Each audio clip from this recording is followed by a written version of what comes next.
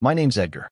I'm the kind of guy who still writes love notes on sticky pads and sneaks them into his wife's lunchbox. I guess I thought love was enough. I thought being a good man, cooking dinner, folding laundry, rubbing her feet after a long day, was what marriage needed to survive. Her name is Marlene. Sharp-tongued, impossibly beautiful, the kind of woman who walks into a room and changes the temperature. I used to worship the ground she walked on. Maybe that was my first mistake. She started working longer hours 6 months ago. At first, it was subtle. "Deadline, babe," she'd say, pecking me on the forehead as she slipped into a navy blazer and heels far too elegant for a marketing meeting. Then it became a habit. Home at midnight, smelling like cologne that wasn't mine. And she always looked too refreshed, like someone who hadn't actually been working. I didn't want to believe it.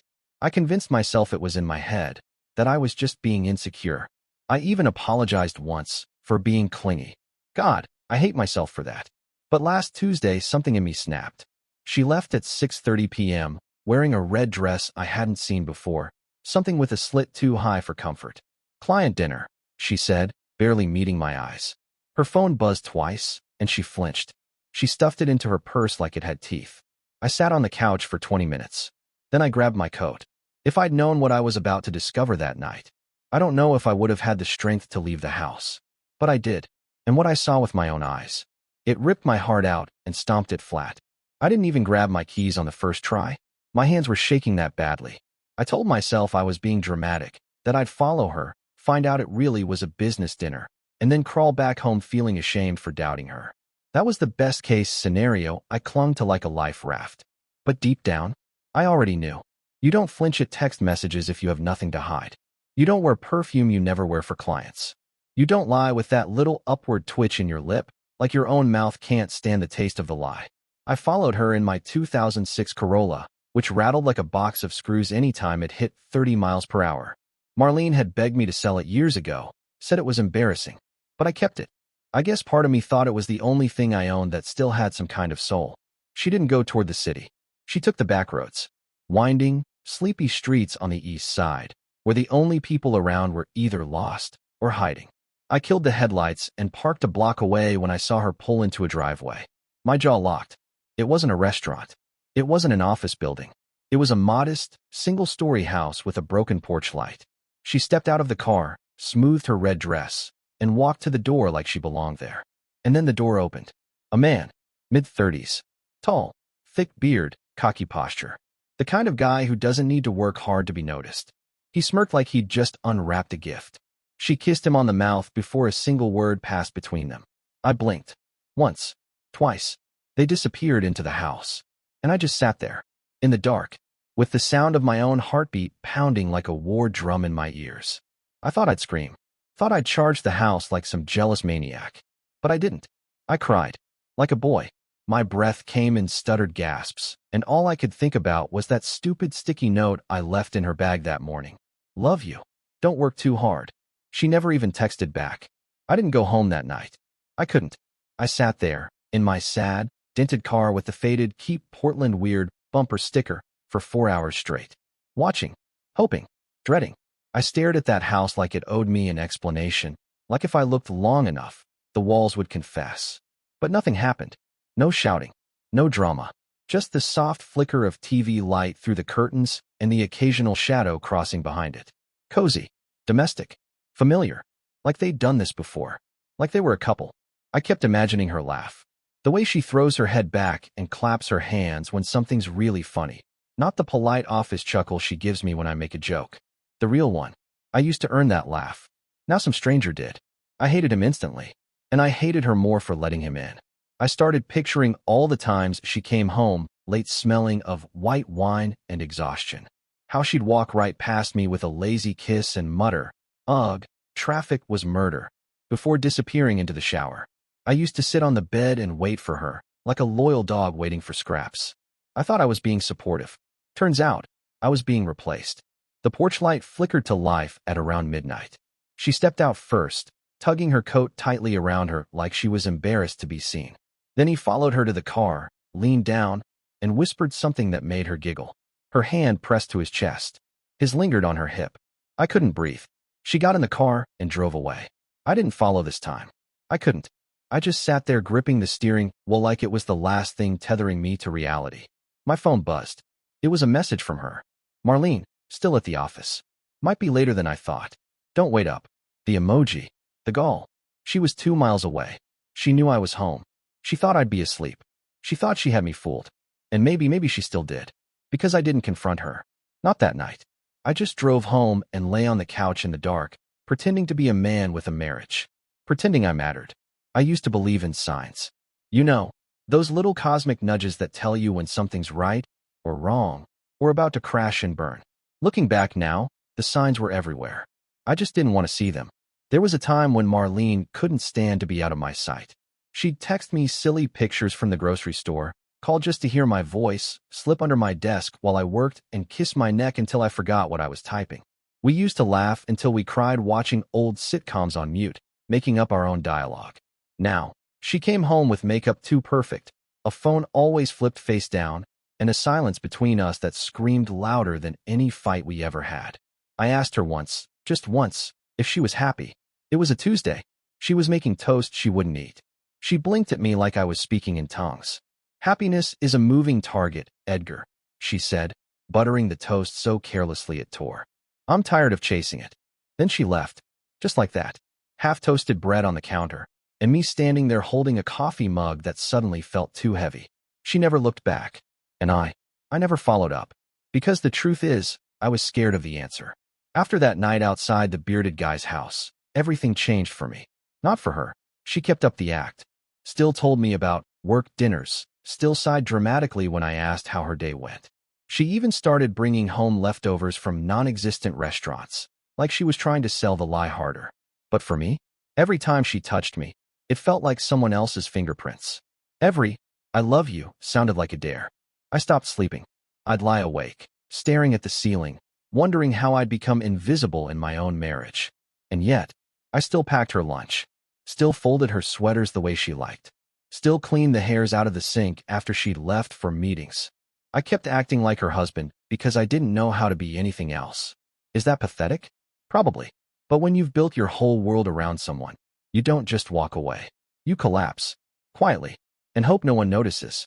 It's humiliating to admit, but after everything I saw, after the kiss, the whispers, the lies, I still tried to win her back. I didn't tell anyone. Not a soul. Not my older brother Nolan, who always hated her. Not my friend Harper, who once told me she saw Marlene flirting with her Pilates instructor. I pretended none of it happened. Like a coward. That weekend, I made her breakfast in bed. Pancakes, crispy bacon, coffee with that weird hazelnut creamer she always liked even though she said it tasted like candles. I even folded a napkin into a little heart and wrote a note. Thought I'd spoil you a little. Just because you're mine. Pathetic, right? She came out of the bedroom in her robe, hair tied up, phone in hand. Didn't even glance at the tray. Oh, she said flatly. That's sweet. But I'm not really hungry. Not hungry. Not for me, anyway. She took the coffee, walked to the couch, and plopped down with a sigh like I had somehow inconvenienced her. I stood there holding the tray, smiling like a fool while my heart tried to convince itself this was progress. She didn't say thank you. She didn't even read the note. She scrolled Instagram for an hour while I washed dishes that were barely used. I caught her smiling at something on her phone. I leaned over her shoulder to peek. She turned the screen away before I could see. The sound she made, it wasn't anger. It was contempt. You don't need to hover, Edgar. Seriously, I froze. Hover. I'd been called many things, too emotional, too soft, a safe bet, but never that. Like I was some gnat buzzing around her life, too small to squash but annoying enough to resent. She got up and left for her weekend strategy meeting 10 minutes later, in a sundress that hugged her in ways she never used to flaunt around me. Her perfume hit me like a slap. I watched from the window as she drove off. I didn't follow this time. I just sat on the floor, the tray of food still warm in my lap, and cried like some forgotten afterthought of a man. I kept wondering if she even remembered what we used to be. But maybe that's the sickest part of all. Maybe she did. And maybe that's exactly why she doesn't care. I used to look down on men who snooped through their partners' phones. Thought it was weak. Petty. A sign you'd already lost something far more important than trust. But last Thursday, I crossed that line without hesitation. She was in the shower. I was supposed to be asleep. But sleep had become a stranger to me, just like my wife. Her phone was charging on the nightstand. I'd stared at that glowing screen for weeks, like it held the last thread tethering me to the truth. I told myself I wouldn't look. I swore I'd respect her privacy, even if she shredded mine. But curiosity isn't gentle. It claws. So I picked it up, hands trembling like I'd stolen something holy. There was no passcode. That almost made it worse, like she was daring me to look. The messages weren't hidden. They weren't even labeled with fake names. Just Julian. Julian sent hearts, memes, selfies at the gym, pictures of steak dinners and wine glasses with captions like, "Next time, your lips, not the glass." My stomach turned. But what gutted me was her replies. Playful, warm, intimate in a way she hadn't been with me in months. "You're so bad," smiling face with horns. "Wish I could spend every night wrapped around you instead of spreadsheets." He's snoring beside me. "You should text me something dirty so I can pretend it's your breath in my ear." My hands shook so violently I nearly dropped the phone. My vision blurred, and I realized I was crying again. But these tears didn't feel soft like before. They were bitter, ugly.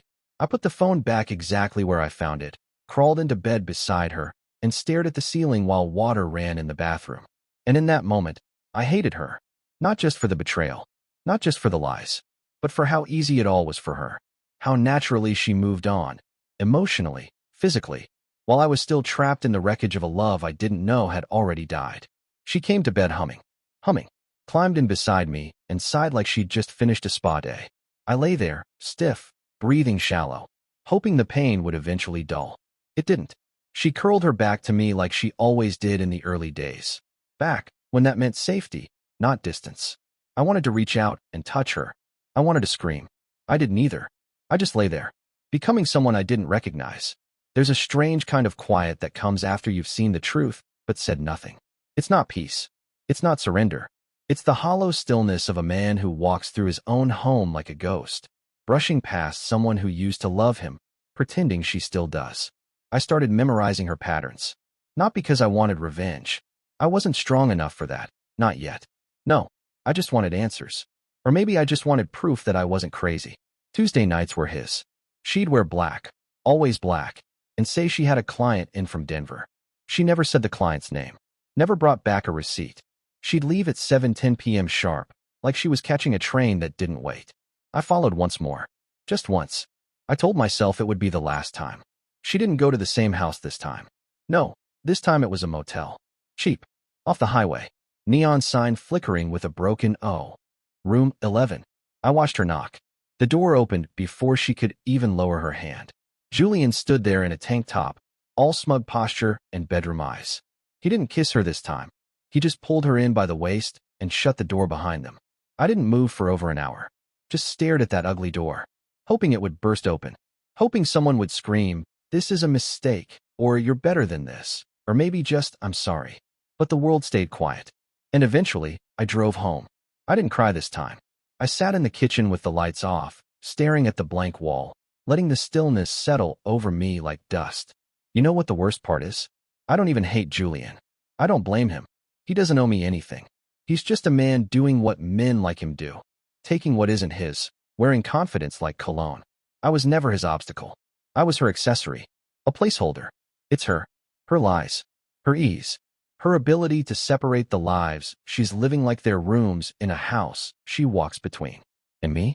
I'm stuck in the basement, waiting, wondering, rotting. I stopped shaving. I stopped answering texts from friends. I started spending my nights pacing the hallway, hoping she'd come home with even a hint of guilt in her eyes. But she never did. She still kissed me on the forehead, still said love you, still asked me to pick up oat milk and toothpaste on my way home from work, as if she hadn't just spent the night tangled in another man's sheets. And I kept doing it, because some part of me still believed that maybe, just maybe, if I loved her hard enough, she'd remember what we used to be. Or maybe I just didn't know how to stop being hers, even after she stopped being mine. You know what's funny? For weeks, I'd been telling myself I stayed because I loved her, because I hoped, because maybe, just maybe, she was going through something. That maybe this Julian thing was just a phase, a distraction, a fluke in an otherwise loyal marriage. But one night, as I stood in the shower with the water burning my back and steam curling like smoke around my face, the truth finally cornered me. I wasn't staying because I loved her. I was staying because I was afraid of who I'd be without her. Without the routine, the familiar silence, the shadow she cast over my life. For all her coldness and cruelty, Marlene still gave me structure, still gave me something to orbit, even if it meant never being seen. Isn't that pathetic? I had built my entire identity around being her husband, the nice guy, the dependable one, the man who remembered anniversaries and fixed the leaky faucet and cried at her cousin's wedding even when she didn't. Without her, who was I? Just Edgar. Just some aging accountant with soft hands, thinning hair, and a fridge full of expired yogurt. A man who once dreamed of writing poetry but settled for budgeting meetings and predictable dinners. A man whose biggest rebellion was hiding her favorite mug so she'd have to ask where it was. The thought of being alone terrified me more than the betrayal ever could. But that fear started to curdle into something uglier. That week, she left her phone unlocked again. I didn't go looking. I swear I didn't. It buzzed while she was in the other room, and the preview lit up like a cruel joke. Julian, still taste you on my tongue. Missed last night already. She laughed in the living room. At a sitcom. At him. At me. I couldn't tell anymore. Something snapped. Not loudly. Not violently. But quietly. Like a fraying rope finally giving way. I went into the bathroom, locked the door, sat on the edge of the tub, and just stared at myself. Not in a dramatic way. No yelling. No punches to the mirror. Just a long, empty stare. My eyes looked different. Like they belonged to someone I used to know. I whispered to the tiles. You're not even surprised anymore, are you? And I wasn't. The betrayal had become routine. But that night, for the first time, I imagined a life without her. Not out of anger, but out of mercy, for myself. Maybe I didn't need to scream, or beg, or prove anything. Maybe I just needed to disappear. Not from the world, just from her world. To finally take my heart back from the grave I buried it in. The morning after I saw the message from Julian, I woke up before her. It wasn't dramatic. I didn't sit bolt upright or gasp in horror. No, I just opened my eyes slowly and listened to her breathe. She still slept like a baby. Peaceful. Face relaxed. Mouth slightly parted. Arms tucked under the pillow like the world had never betrayed her. I hated how calm she looked. I stared at her face for a long time. Longer than I probably ever had. I noticed the tiny scar near her eyebrow from the time she fell off her bike in college. I remembered how I kissed it once and told her I'd protect her from everything. What a joke. I got out of bed carefully, made coffee just like I always did. 2 sugars, oat milk for her, black for me. I scrambled eggs. Toasted the bread. I even sliced strawberries in that fan shape she liked. The one I'd picked up from a cooking tutorial because she said hotel breakfasts always made her feel pampered. I served it all with a little daisy from the garden on the side of the plate. She wandered in 20 minutes later, yawning and pretending like we were still married. Oh, wow, she mumbled, sliding into her seat. You're really trying lately. Trying. As if love was some overdue homework I was suddenly rushing to complete. She didn't even ask why. Didn't ask how I slept. Didn't wonder why my eyes were red or why my hands were trembling as I poured her juice. Because she didn't care. Not anymore. She scrolled through her phone while chewing toast, legs crossed, the hem of her nightshirt riding up as if modesty had left the building along with her loyalty. I looked at her, and I knew. I wasn't going to scream. I wasn't going to fight Julian. I wasn't even going to cry in the bathroom again. I was done. But not like before. Not in that hopeless, aching way where you collapse on the couch and wait for time to erase you. No, this was different. This was clarity. I was going to leave. And not in the way she expected. No suitcase at the door. No teary monologue begging for closure. I'd vanish from her life like she had from mine. Quietly, with cold precision. Let her wake up one day, stretch her arms, and realize the shadow she used to step over each morning was finally gone. But first, I needed a plan. One she'd never see coming. Because if there's one thing a woman like Marlene hates more than guilt, it's losing control. And I was finally ready to take mine back. The night I left, I didn't pack loudly. I didn't slam drawers or tear through closets like they do in the movies. I moved like a ghost, silent, careful, deliberate. Every shirt, every sock, every memory I could carry. I folded with calm hands. She was asleep in the other room, probably dreaming of someone else's arms. I didn't say goodbye. She didn't deserve one. I left a note on the kitchen table. Nothing dramatic. Just a few words scrawled across the same yellow sticky pad I used to leave her love notes on. You lied. You stayed comfortable. I stayed quiet. Now we're both done. Edgar. I took my car, my dignity, and the small savings I'd been building up quietly over the last few months. I didn't know exactly where I was going, only that it had to be far from her, far from that hollow house, far from the man I used to be. For the first few days, it felt surreal. I stayed in a small cabin rental outside a sleepy little town called Auburn Ridge. No one knew me, and for the first time in years, I liked it that way. The silence didn't mock me anymore. It healed me. I started doing small things again, things I'd abandoned when I made her my entire world. I wrote, not for her, not to win her back. For me, poetry, letters, scribbled thoughts in a worn notebook that soaked up more pain than any person ever had. I hiked. I watched birds. I stared at the stars and didn't feel lonely, just free. And eventually, I smiled. A real one. Weeks passed. One morning, while drinking terrible gas station coffee on a bench outside a local bookstore, a woman asked if she could sit next to me. Her name was Blythe. Kind eyes. Gentle laugh. She didn't ask too many questions. Just sat with me in quiet companionship and told me she'd moved here after a divorce of her own. We talked for hours. No pressure. No masks. Just two people learning how to breathe again. I didn't fall in love right away. That kind of thing takes time, earn trust. But I felt something I hadn't felt in years. Hope. And you know what? Back in the city, Marlene sent me a few messages. One of them said, "We need to talk. You can't just vanish." Another said, "I made a mistake. Come home. Please." I didn't reply, not out of spite, but because that version of me, the man who waited up, who begged, who broke himself into pieces just to fit her mood, he was gone.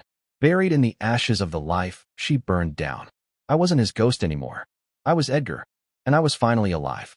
If you enjoyed this story, don't forget to hit that like button and subscribe for more emotional tales like this one.